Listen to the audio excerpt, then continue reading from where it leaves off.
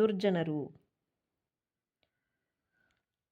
ಈ ದುರ್ಜನರ ಸ್ವಭಾವದ ಚಿತ್ರಣ ಈ ಒಂದು ಕೀರ್ತನೆಯಲ್ಲಿ ಸಮರ್ಥವಾಗಿ ರೂಪಿತವಾಗಿದೆ ಅಂತಕ್ಕಂಥದ್ದು. ನೋಡೋಣ ಏನನ್ನ ಹೇಳೋ ಪ್ರಯತ್ನವನ್ನು ಮಾಡ್ತಾ ಇದ್ದಾರೆ ಈ ಒಂದು ಪದ್ಯ ಭಾಗದಲ್ಲಿ ಅಥವಾ ಈ ಒಂದು ಕೀರ್ತನೆಯಲ್ಲಿ ಪುರಂದರದಾಸರು.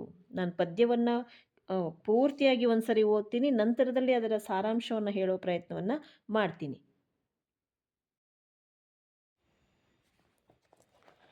ಜಾಲಿಯ ಮರದಂತೆ ಧರೆಯೊಳು ದುರ್ಜನರು ಮೂಲಾಗ್ರ ಪರ್ಯಂತ ಮುಳ್ಳು ಕೂಡಿಪ್ಪಂತೆ. ಬಿಸಿಲಲ್ಲಿ ಬಳಲಿ ಬಂದವರಿಗೆ ನೆರಳಿಲ್ಲ, ಹಸಿದು ಬಂದವರಿಗೆ ಹಣ್ಣು ಇಲ್ಲ, ಕುಸುಮ ವಾಸನೆ ಇಲ್ಲ, ಕೂಡಲು ಸ್ಥಳವಿಲ್ಲ, ರಸದಲ್ಲೇ ಸ್ವಾದವು ವಿಷದಂತೆ ಇರುತಿಹ. ಊರ ಹಂದಿಗೆ ಸಡ್ರ ಸಾನ್ನವ ನಿಕ್ಕಲು ನಾರುವ ದುರ್ಗಂಧ ಬಿಡಬಲ್ಲುದೆ. ಘೋರ ಪಾಪಿಗೆ ತತ್ವಜ್ಞಾನವ ಪೇಳಲು ಕ್ರೂರ ಕರ್ಮವ ಬಿಟ್ಟು ಸುಜನನಾಗುವನೇ. ತನ್ನಿಂದ ಉಪಕಾರ ತೊಟಕಾದರೂ ಇಲ್ಲ, ಭಿನ್ನಾಣದ ಮಾತಿಗೆ ಕೊನೆಯಿಲ್ಲ, ಅನ್ನಕ್ಕೆ ಸೇರಿದ ಕುನ್ನಿ ಮಾನವರಂತೆ ಇನ್ನಿವರ ಕಾರ್ಯವು ಪುರಂದರ ವಿಠಲ. ಎಷ್ಟು ಸೊಗಸಾಗಿ ಈ ಒಂದು ರಚನೆಯನ್ನು ಮಾಡಿದ್ದಾರೆ ಪುರಂದರದಾಸರು.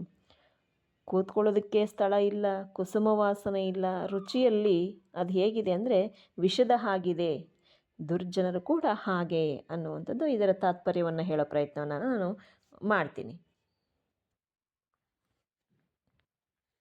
ಜಾಲಿಯ ಮರ ಬುಡದಿಂದ ತುದಿಯವರೆಗೂ ಕೂಡ ಮುಳ್ಳಿನಿಂದ ಕೂಡಿರುತ್ತೆ. ಹಾಗೆಯೇ ಜನರು ಕೂಡ ಭೂಮಿಯ ಮೇಲೆ ಈ ಜಾಲಿಯ ಮರಕ್ಕೆ ಹೋಲುವ ಹಾಗೆ ಯಾರ್ಯಾರೆಲ್ಲ ದುರ್ಜನರಿರ್ತಾರೆ, ದುಷ್ಟತನದಿಂದ ಬದುಕ್ತಾ ಇರ್ತಾರೆ, ಅವರೆಲ್ಲರೂ ಕೂಡ ಹೀಗೆ ತುದಿಯವರೆಗೂ ಕೂಡ, ಅಡಿಯಿಂದ ಮುಡಿಯವರೆಗೂ ಕೂಡ ಕೆಟ್ಟದ್ದನ್ನೇ ಹೊಂದಿರ್ತಾರೆ. ಅವ್ರು ಹೇಗಿರ್ತಾರೆ ಅಂದರೆ, ಬಿಸಿಲಲ್ಲಿ ಬಳಲಿ ಬಂದವರಿಗೆ ನೆರಳನ್ನು ನೀಡುವ ಮನಸ್ಥಿತಿ ಅವರಿಗಿರೋದಿಲ್ಲ, ಹಸಿದು ಬಂದವರಿಗೆ ಹಣ್ಣು ಕೊಡುವಂತಹ ಅಥವಾ ಊಟವನ್ನು ಕೊಡುವಂತಹ ಒಂದು ಸೌಜನ್ಯ ಅವರಿಗೆ ಇರೋದಿಲ್ಲ. ಜಾಲಿಯ ಮರದಲ್ಲಿ ಹೂವಿನ ವಾಸನೆ ಕೂಡ ಹೇಗಿರೋದಿಲ್ವೋ ಹಾಗೆ ಇವರ ಸುತ್ತಲೂ ಕೂಡ ಒಂದು ಋಣಾತ್ಮಕವಾದ ಅಲೆಗಳೇ ಸೃಷ್ಟಿಯಾಗ್ಬಿಟ್ಟಿರ್ತವೆ ಮುಳ್ಳಿನ ಹಾಗೆ. ಅವ್ರ ಹತ್ರ ಹೋಗೋದೇ ತಪ್ಪು ನಾವುಗಳೆಲ್ಲ.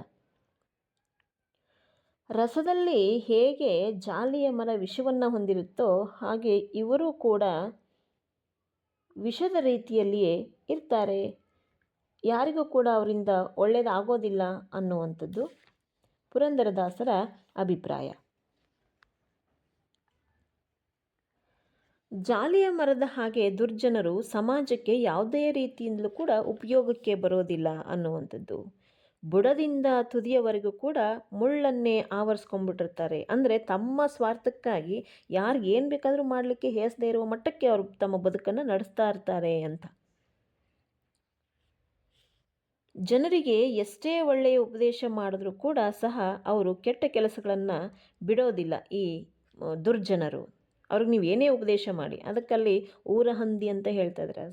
ಸಡ್ರ ಅನ್ನವನ್ನು ಇಕ್ಕಿದ್ರೂ ಕೂಡ ಅವ್ರ ದುರ್ಗಂಧ ಬಿಡೋದಿಲ್ಲ ಅವರಿಂದ ಅಂತ. ಎಂತೆಂಥ ಹೋಲಿಕೆಗಳನ್ನು ಕೊಟ್ಟಿದ್ದಾರೆ ನೋಡಿ ಕೀರ್ತನಕಾರರು. ಆದರೆ ಭಿನ್ನಾಣದ ಮಾತುಗಂತೂ ಕಡಿಮೆ ಇರೋದಿಲ್ಲ ಅವರು ಅಂತ. ಅವ್ರು ಏನೇ ಮಾಡಿ ಮುಚ್ಚಾಕ್ಕೊಂಡು ಭಾರಿ ಸಜ್ಜನರ ರೀತಿಯಲ್ಲಿ ವರ್ತಿಸುವಂಥದ್ದು ಮತ್ತು ವಂಚಿಸುವಂಥದ್ದು ಅವ್ರಿಗೆ ಅಭ್ಯಾಸ. ಅನ್ನಕ್ಕೆ ಕಚ್ಚಾಡುವ ಕುನ್ನಿಗಳಂತೆ, ನಾಯಿಗಳಂತೆ ಇವರ ಕಾರ್ಯಗಳು ನೋಡಿ. ಪುರಂದರದಾಸರು ಎಂತೆಂಥ ಹೋಲಿಕೆಗಳನ್ನು ಮಾಡ್ತಾ ಇದ್ದಾರೆ ಅಲ್ವಾ.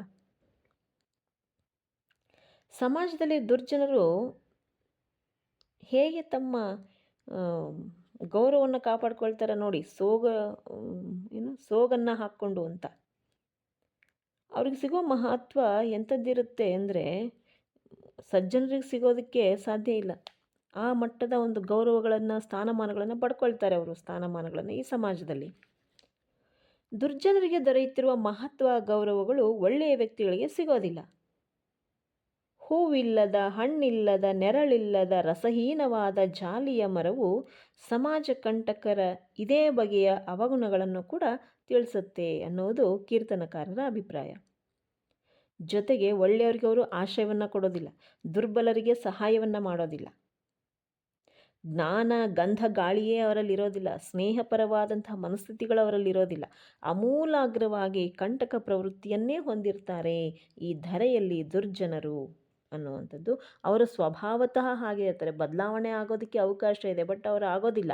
ಹಾಗಾಗಿ ಅಲ್ಲಿ ಹೇಳ್ತಾ ಇದ್ದಾರೆ, ಧರೆಯಲ್ಲಿ ದುರ್ಜನರು ಹೇಗೆ ಅಂದರೆ ಜಾಲಿಯ ಮರದ ಹಾಗೆ. ಅದು ಮರ ದೊಡ್ಡದಾಗಿ ಎಷ್ಟು ದೊಡ್ಡದಾಗಿ ಬೆಳೆದ್ರೆ ಪ್ರಯೋಜನ ಏನು? ನಾಯಿಯ ಮೊಲೆಯ ಹಾಲಿದ್ದ ಹಾಗೆ ಅದು ಯಾವುದಕ್ಕೂ ಪ್ರಯೋಜನಕ್ಕೆ ಬರೋದಿಲ್ಲ. ದುಷ್ಟರ